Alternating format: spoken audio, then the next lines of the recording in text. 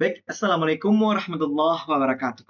Halo semua, pada video kali ini kita akan melakukan praktek implementasi komponen sistem terdistribusi pada arsitektur e-commerce menggunakan Docker.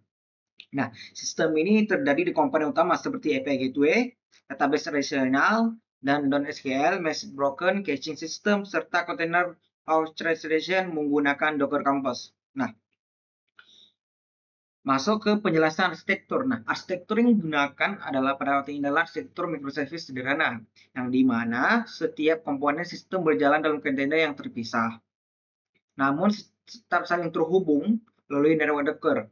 Nah, komponen yang digunakan antara lain adalah NIMS sebagai API Gateway, ada Node.js sebagai backend service, PostgreSQL, MongoDB sebagai database, Redis untuk caching, serta Kafka sebagai message broker.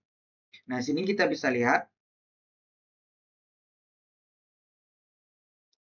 yang pertama kita perlu buat dulu foldernya. Saya sudah buat ini.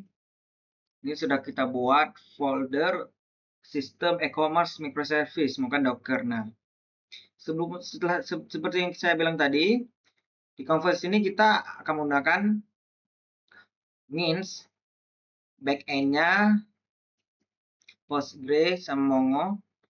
Habis itu ini Postgre-nya, ini Mongo-nya. Ini Redis-nya, ini Zookeeper-nya, ini dan ini Kafka.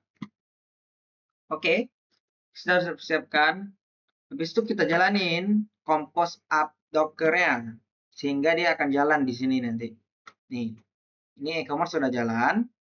Habis itu kita lihat di sini kita Docker P. Nah, di sini untuk memunculkan kontainer-kontainer yang sudah saya jalan tadi. Ini sudah berhasil dibuat kontainer-kontainernya. Ini kontainernya NIMS, Node.js, Dash, Mongo, Zookeeper. Oke. Habis itu kita tes untuk masuk ke e-commerce microservice PostgreSQL tadi. Nah, kita masuk, berhasil. Ini sudah masuk dalam kontainer, berarti jalan kontainer PostgreSQL-nya. Besok kita cek juga di sini. Nah, di servernya kita cek. Nah, e-commerce microservice running. Jadi e-commerce service-nya berjalan. Coba kita tes produk. Nah, kita tes API untuk produknya juga berjalan. ID-nya 1, name namanya adalah sepatu. Ini. Habis itu kita cek apakah kontainer untuk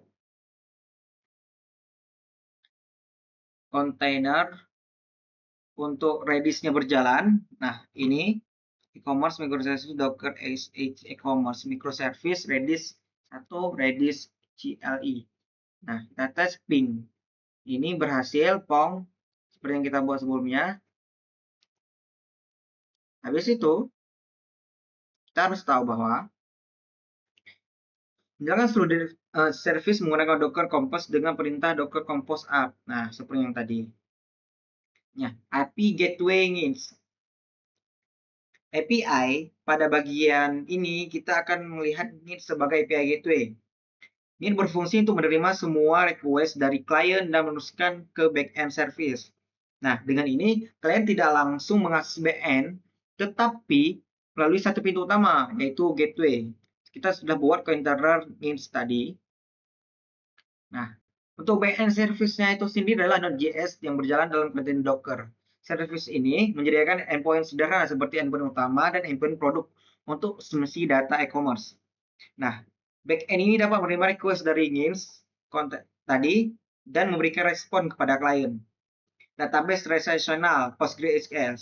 Database relasional selanjutnya terhadap PostgreSQL yang digunakan sebagai database relasional. Nah, database ini bersifat ACID compliant yang dimana sehingga cocok digunakan untuk transaksi yang membutuhkan konsistensi tinggi seperti transaksi pembayaran pada e-commerce. Habis itu kita akan masuk database non-SQL, yaitu MongoDB.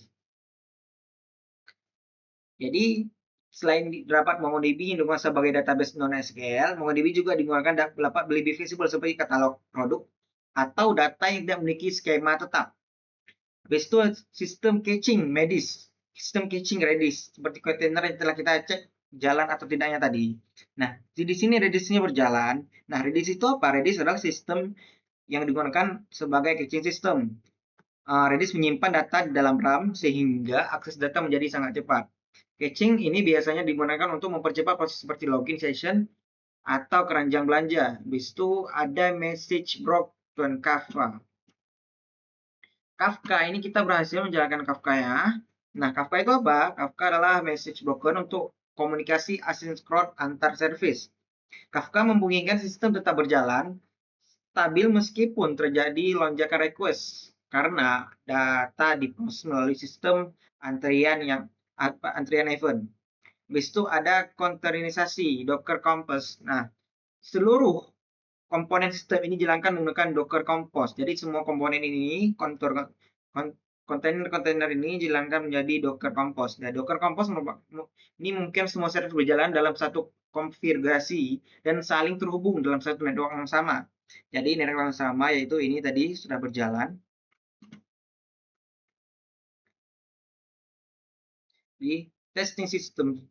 Di sini dari perhatian kita disimpulkan bahwa sistem terdistribusi e-commerce dapat diimplementasi menggunakan Docker Compose dengan berbagai komponen seperti API, gateway, database, caching, dan message broker. Nah, seluruh komponen berjalan secara terpisah, namun tetap terintegrasi dalam satu sistem, yaitu sistem Compose Docker. Ini saja, pendekatan ini membantu meningkatkan skalabilitas, fleksibilitas, dan ketahanan sistem dalam menghadapi beban kerja tinggi. Ini saja dari saya. Terima kasih. Assalamualaikum warahmatullahi wabarakatuh.